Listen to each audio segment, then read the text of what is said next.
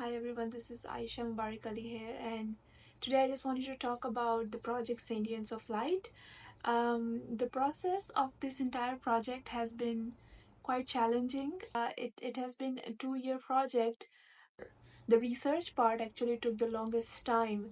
The actual execution of the project took about 4 months, but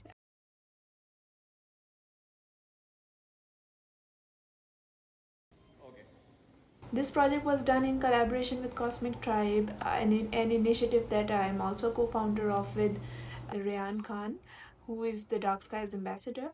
And this project is unique, but also scientifically unique as well.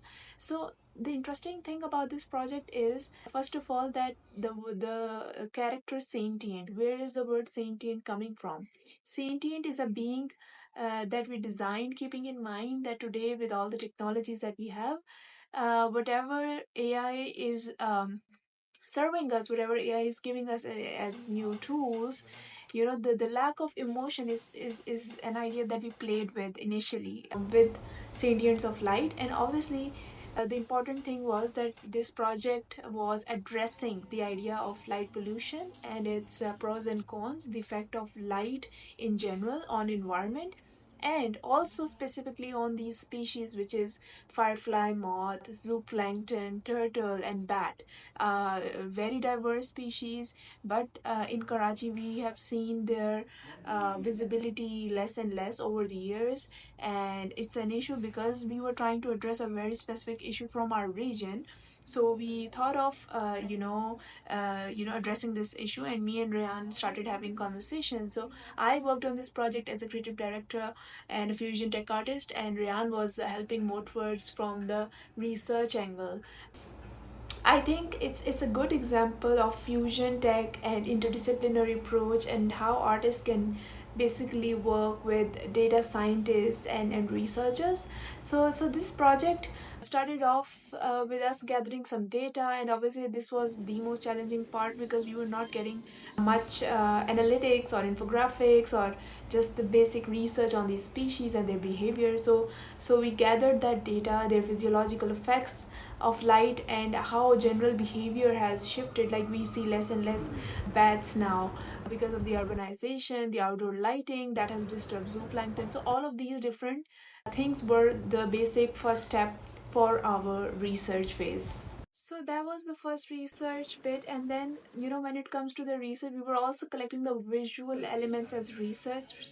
So just to give you example, as Ryan was working on the factual sides and the physiological effects of the light pollution on these species, I was working on the visual mapping, emotion mapping, and data mapping of these species, because I was trying to gather enough images of moths, the different types of moths, different turtles, different bats, different zooplanktons, and just finding their texture, their skin layers, and firefly's eyes. That was quite interesting, discovery that we had during this process. So I think gathering the different data types, especially the visual bit, was quite hard in the start because our firefly's wing is so small and it's so detailed that I had to gather multiple images to construct one firefly's wing, and then I also had to like paint on top of it with my digital tablet just to enhance it so I can print it as form of like a prop. We really wanted to make that visible, and it's so beautiful. So the idea was to make the natural side, the nature, visible, but in a way that it highlights how we as human beings have disturbed our biodiversity, and that's the side of the suffering as well as the beauty that we wanted to showcase. And the final outcome of this project, in fact, you see all characters coming together wearing these almost props, wearable artworks. I wouldn't call them costumes, they're like wearable props, and they have these sensor and light integrations in them. And as you know, sensors and lights are not natural elements, they're man-made creations, and the sound of it is quite tormenting. You almost feel as if there's like a robot or some automated machine in the room. So that noise coming from something that looks like a firefly, beautiful like a moth, very improvised, and rawness of the nature coming in contact with the technology and the machine like movements, that was quite interesting. And that was the entire idea, for us to showcase that by making human beings actually wear these and perform it. And people, when they were coming and witnessing the entire performance, they were having these flashlights of their phones towards these species, and in a way that comments on how the light affects differently for each species. And like bat gets is trying to hide itself, however fireflies and moths are reacting very differently to that same light. You see all characters coming together, and they have these sensor and light integrations in them. And as you know, sensors and lights are not natural elements, they are man-made creations. And the sound of it is quite tormenting. You almost feel as if there's like a robot or some automated machine in the room.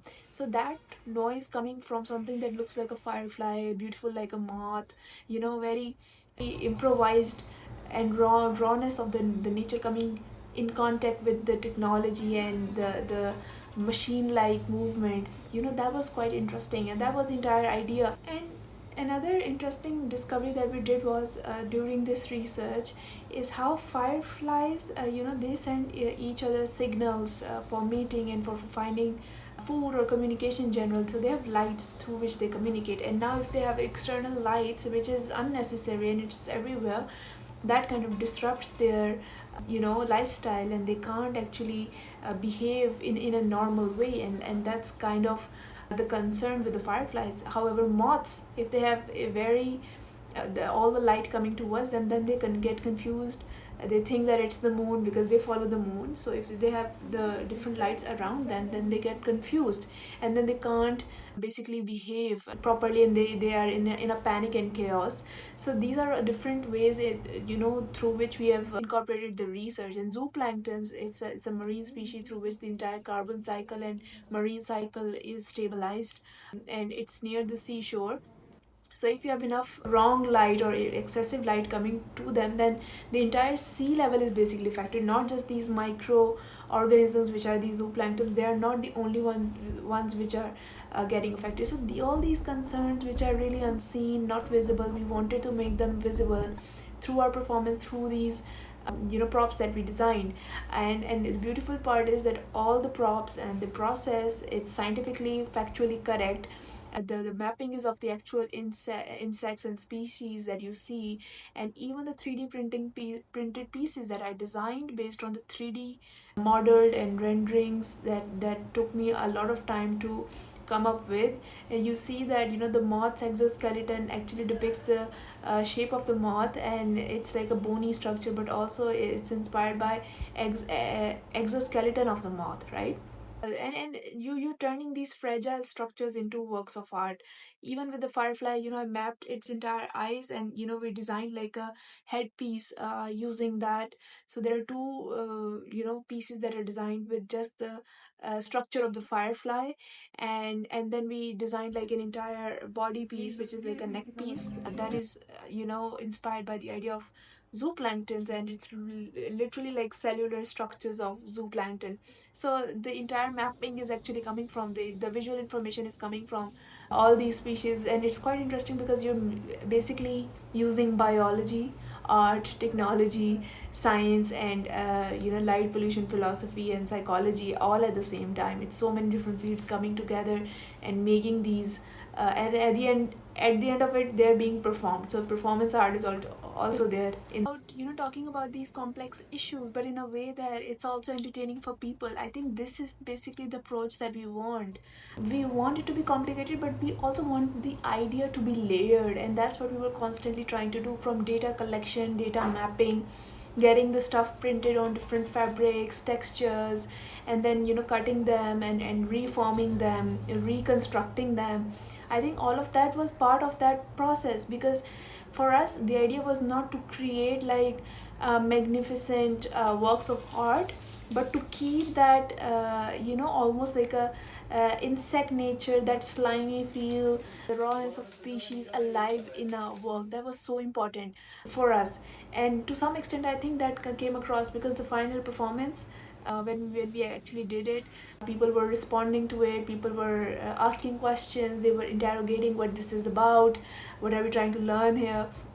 So I think the idea did come across, just because the end product was like these characters which encompass the entire look and feel. And that feel that actually started off as really like sketches, some rough sketches that I was working on my notebook, based on the research that I was discussing with Ryan. So it was like a to and forth process. We were coming up with different props ideas, different 3D printed looks and feels, and then at the end of the day, seeing them come alive, seeing them there. And then we colored them according to some pieces were actually colored in the studio. We used neon colors, we used 3D printed colors, we used a lot of resin and gems as well. It was an intuitive use because we were trying to create like a symbolism out of something.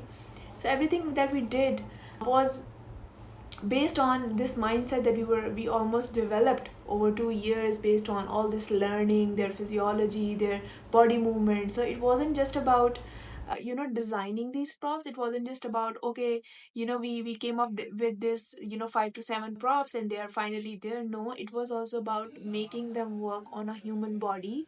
And while the human body is moving, to justify the body movements or to show the effect of light and light pollution on these species, it had to make sense why these behavior represented by these human figures. So I think that juxtaposition, that dichotomy that we created, was very important for the project, just because the project, I think it kind of demanded that level of layering. We couldn't just make something and say that, oh, this is a firefly, this is a moth. Quite different in experience, because there were a lot of different people in our team who were constantly helping with it. Faisal is some giving us motivation, but at the same time we had to make sure that Faisal agrees to our approach. Faisal, Maha, they did an exceptional job at mentoring us throughout the project, because they knew that this is quite new for us. And in our team we had some amazing supporters, people who actually came together for the sake of it. So I would like to actually talk about each one of the person who was involved in the process. I was the one who was doing the creative direction. I had to make sure everything was aligned. But my brother, in fact, Hamza, he was hands on with everything from like spray painting to putting things together. He was on it. Yusra Takiyalawala, she's a great friend of mine, and she helped a lot with the helmets, with the gems, with especially the beautiful headpieces that you saw. It's all because of the technical support that we had with putting them together. Rayan was obviously involved with Zen and other people who were behind the tech aspect and making things functional and making the wings move, putting the sensors behind them. And of course, Salman, who did a lot when it comes to general support, coordination of the project, the different locations of the office we moved, and then the new studio that we had. So a lot of support coming from his side. And then obviously I just want to talk about the soundtrack that we actually made from scratch. This soundtrack was designed by Imad Rahman, who is phenomenal when it comes to music and sound design, because the brief that I gave him was that it should involve these species and this sound, but in a way that it's a you make it sound as if this is like an ambient music of a forest, but it slowly takes the pace up. So process video, and you'll be able to see how that music kind of brings alive the characters. And so I think it's very layered, the entire idea. And the performers, obviously, Lujane, Ibrahim, TJ, Sarah, Sana, Alize. I think all of them did phenomenal. Sad, all of these people there did phenomenal performing these characters and making sure that it comes alive in the right way. So I think it's definitely group work, and at the end of the day we actually won an award for it. So yeah, this was an amazing journey, an amazing project.